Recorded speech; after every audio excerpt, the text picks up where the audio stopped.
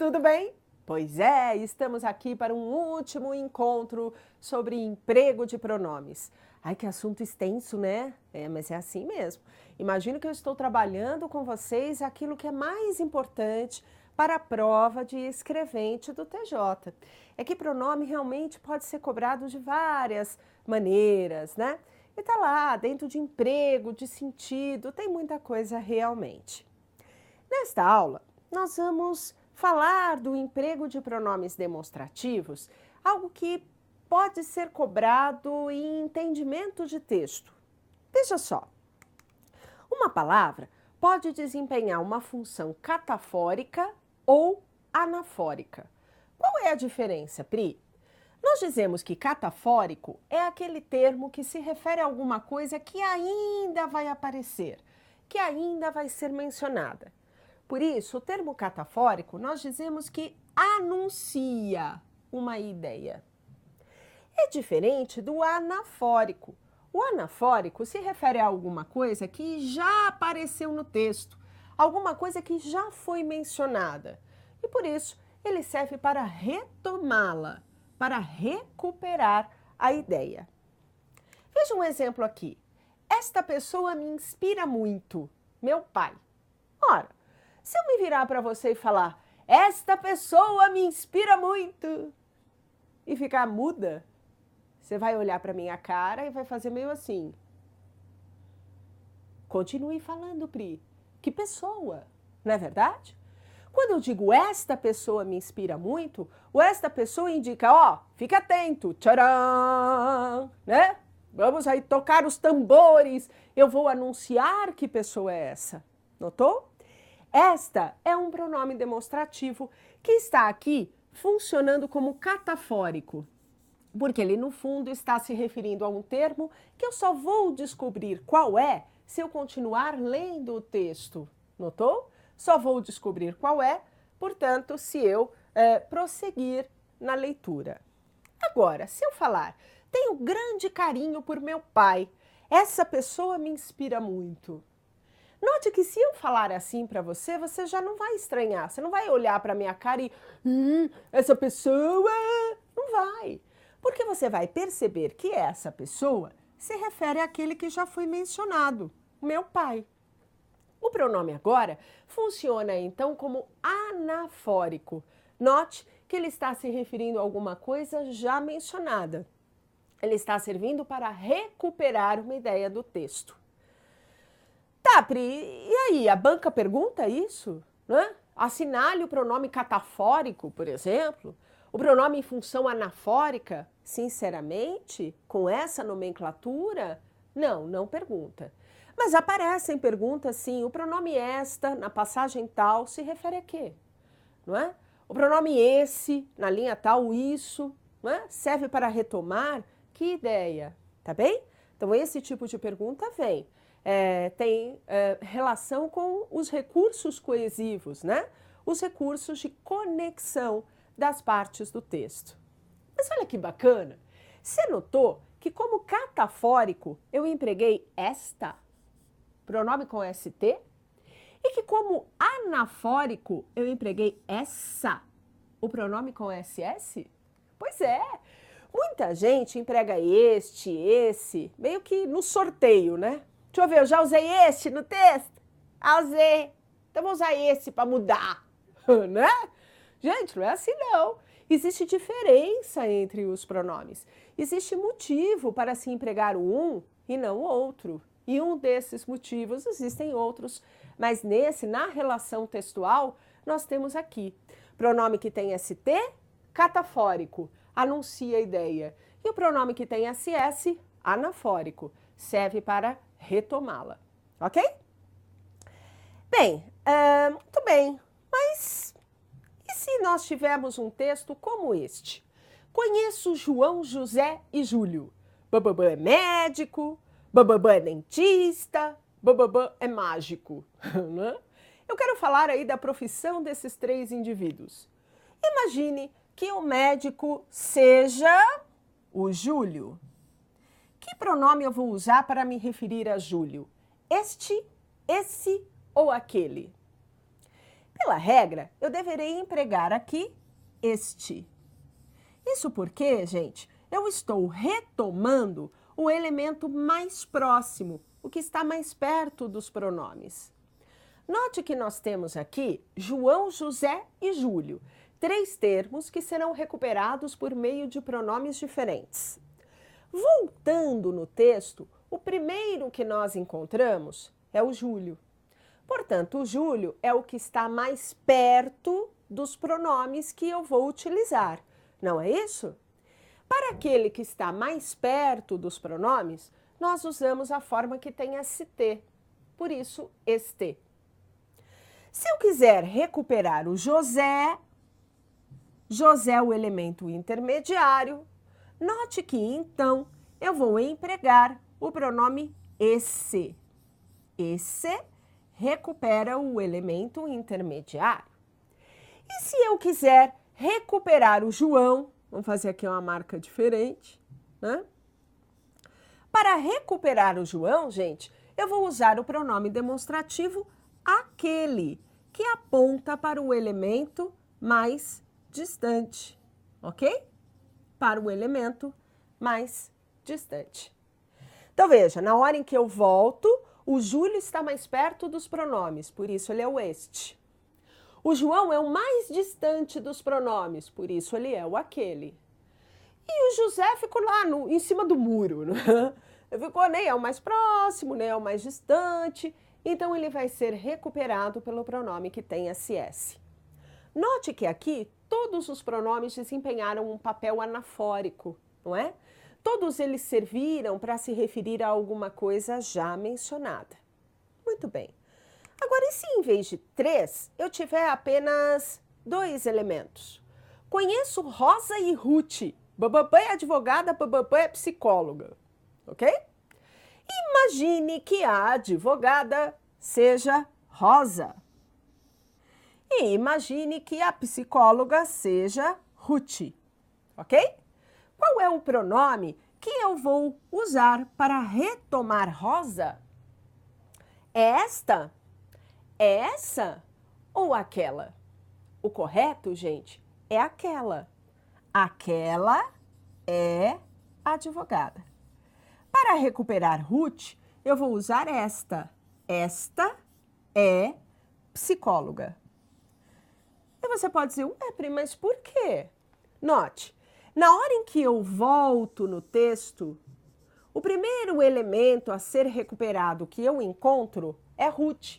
Portanto, Ruth está mais perto dos pronomes, não é? Lembra o que eu disse? O termo que está mais perto dos pronomes que nós vamos utilizar vai ser recuperado pelo pronome que tem ST. Por isso, Ruth é o esta.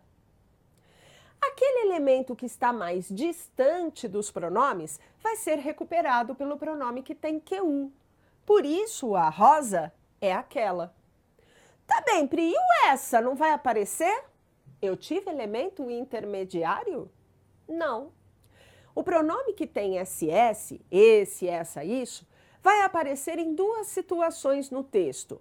Ou para recuperar o elemento intermediário, como no exemplo do João, José e Júlio, ou então, gente, para recuperar um todo que tenha sido mencionado anteriormente, como ocorreu ali.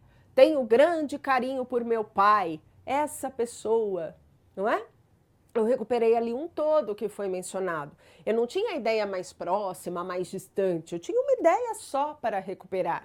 Usei então o pronome que tem SS. Imagine que eu ainda queira recuperar Rosa e Ruth, mas eu não quero falar hora de uma, hora da outra. Eu quero falar das 2 simultaneamente. Quero dizer, darará, moças são irmãs. Será que eu vou dizer estas, essas ou aquelas? Pela regra, eu vou dizer essas. Essas moças são irmãs. Por que essas? Porque eu estou recuperando as 2 simultaneamente, como se fosse um elemento só. Estou colocando as 2 dentro de um saco, dentro de um pacote e recuperando as 2 simultaneamente, sem fazer a distinção daquilo que está mais perto e daquilo que está mais distante. Notou? Mais um pronome com função anafórica, ele serviu para recuperar uma ideia, e agora o pronome que tem SS, ele recupera o todo que foi mencionado, de uma só vez, e não primeiro um e depois o outro. Está claro? Muito cuidado aí, tá bem? Isso aparece bastante em entendimento de texto. Bem, e para finalizar esta aula, nós vamos falar um pouco do pronome cujo. Vamos entender como esse pronome funciona. Cujo é um pronome relativo que vai servir para indicar posse para o termo antecedente. Porém, ele vai concordar em gênero e número com o termo que aparece em seguida, né? Com o termo subsequente. Pense comigo, se ele vai indicar posse, bom, numa relação de posse nós temos possuidor e possuído, não é? Numa relação de posse, alguém tem alguma coisa e alguma coisa é tida por alguém, não é isso? Pois é. Se ele indica posse para o termo antecedente, então o termo antecedente é que possui algo. Ele é o termo possuidor. Mas, para ter possuidor, eu tenho que ter possuído. Possuído. Sacanagem. Possuído no sentido de tido, não é isso? Não é o endemoniado, tá? Então aqui nós temos como termo possuído o que aparece depois do cujo, termo com o qual o pronome cujo deverá concordar. Além disso, é muito importante saber que cujo jamais vai admitir artigo. Ah, gente! Então, assim, encontrou uma frase, cujo o pai, cujas as filhas, você já pode parar de ler, pode dizer que a frase está errada, porque cujo jamais admite artigo. A flexão de gênero e número ocorre na própria palavra cujo, e o artigo é proibido para esse pronome, ok? Bom, vamos ver um exemplo disso? Eu tenho aqui 2 períodos simples. Aprendi piano com Rubisvaldo. A didática de Rubisvaldo é excelente. 2 períodos simples, 2 períodos, cada um com uma oração apenas, não é verdade? Note que esses 2 períodos apresentam uma palavra repetida. É a palavra Rubisvaldo. Se eu quiser, dá para unir esses 2 períodos simples num só período composto, evitando a repetição da palavra Rubisvaldo, substituindo essa palavra por um pronome relativo.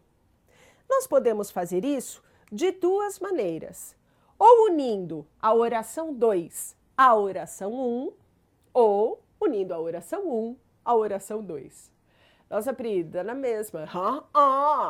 Nananina, não. Você pensa o quê? Que isso aqui é matemática? Que você pode dizer, tanto faz, se você faz 2 mais 3, se você faz 3 mais 5, dá no mesmo? Não, filho.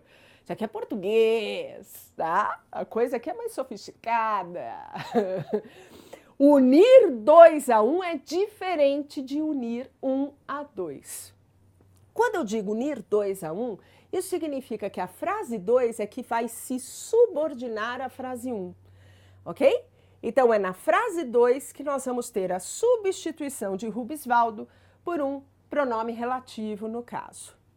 Veja só.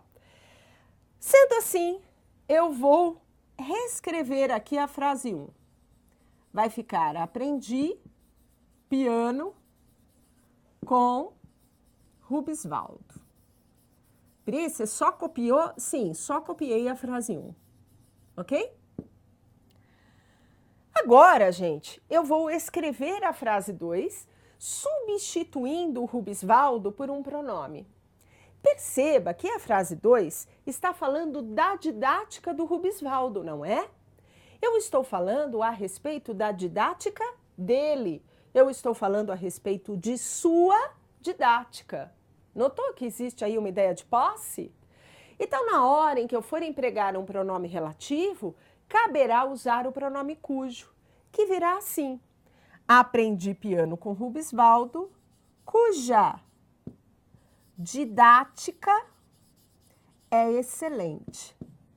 Aprendi piano com Rubisvaldo, cuja didática é excelente. Veja como o cujo foi muito bem empregado aqui. Nós temos a indicação de posse para o termo antecedente. É didática, mas didática de quem? Opa, eu cortei aqui o D, parece, né? Desconsidere aqui, tá bem? É didática de quem, né? É didática dele. É a didática do Rubisvaldo. Estou indicando posse para o termo antecedente. Porém, a concordância se deu com a palavra didática, como está escrito aqui. A concordância, gente, é feita do cujo, né? Com o pronome, ou melhor, com o nome que aparece em seguida. Veja, didática é uma palavra feminina e singular. E por isso o cujo vem na forma cuja, na forma feminina e singular também. Frase corretíssima, ó. Aprendi piano com Rubisvaldo, cuja didática é excelente. É excelente a didática dele, né? A didática do Rubisvaldo. Agora, eu poderia unir a frase 1 a 2. Nesse caso, a frase 2 vai ser mantida como está. Eu vou até reescrevê-la aqui, ó. A didática de Rubisvaldo é excelente, ok? A didática de Rubisvaldo é excelente. Eu agora quero grudar a oração 1 à oração 2. Eu vou então substituir a palavra Rubisvaldo da oração 1 por um pronome relativo. Mas note que aqui não existe ideia de posse, ok? Aprendi piano com Rubisvaldo ali não indica posse alguma. Então eu não posso substituí-lo por cujo, né? Eu vou ter que empregar outro pronome relativo. Neste caso, cabe, por exemplo, o pronome relativo quem. E se eu quero recuperar Rubisvaldo, será importante que essa oração 1 seja enxertada aqui, ó, gente, perto de Rubisvaldo, ok? Para não ficar tudo embolado, eu vou escrever aqui, ó, a oração 1. Ops, fiz aqui uma besteira. Então, eu vou escrever aqui a oração número 1. Veja lá. Aprendi piano com Rubisvaldo. A didática de Rubisvaldo, com quem aprendi piano, é excelente. A didática de Rubisvaldo, com quem aprendi piano, é excelente. Notou? São duas formas diferentes de unir as duas orações. Nós tínhamos duas orações isoladinhas, não é? 2 períodos simples. E transformamos esses 2 períodos simples num período composto, não é? Num período com 2 orações. Um período só, né? Com mais de uma oração. Para unir, o que eu fiz? Substituí a palavra Rubisvaldo, que estava repetida, por um pronome relativo. Pronome relativo sempre recupera um nome que apareceu anteriormente. Nós veremos daqui a algumas aulas, inclusive a regência com pronome relativo. Você pode esperar ao menos uma questão envolvendo isso, não é? Mas o pronome relativo sempre tem a intenção de recuperar um nome antecedente. Agora, que pronome vai ser esse? Vai ser que, quem, onde, cujo? Ah, aí eu preciso levar em consideração que palavra será retomada, que função, que ideia ela traz naquele contexto, não é? Havendo ideia de posse, como nós vimos, caberá o emprego de cujo. Não havendo ideia de posse, lamento, não vai dar para usar cujo. E aí, o que eu vou usar? Ah, usamos aqui o com quem, né? Afinal de contas, eu aprendi com alguém. Essa preposição precisa aparecer. Agora, eu poderia ter dito com o qual, né? Por exemplo, aprendi piano com Rubisvaldo, né? Ou a didática de Rubisvaldo com o qual aprendi piano, né? É excelente. Tá vendo? É um outro pronome relativo, o qual também correto considerando o contexto. Tá bem? Muito cuidado com isso, então, atenção, cujo sempre aparece em prova, muitas vezes mal empregado, né? Justamente para você eliminar aquela alternativa, mas de qualquer maneira é importante tomar cuidado com ele. Precisa haver ideia de posse, não pode ter artigo, deve concordar com o termo que aparece em seguida. Tudo bem? Bem, gente, é isto. Por enquanto, não é? Porque nós teremos ainda mais alguns encontros para tratar, é claro, de outras partes relevantes para a sua prova. Temos ainda de falar sobre regência, concordância, colocação pronominal, pontuação. Ah, meu Deus, é muita coisa. Mas fique tranquilo, nós veremos tudo aquilo que é mais relevante, que é mais importante para a sua prova e você estará, sem dúvida, bem preparado aqui nesta reta final. Combinado? Um abraço e até a próxima aula.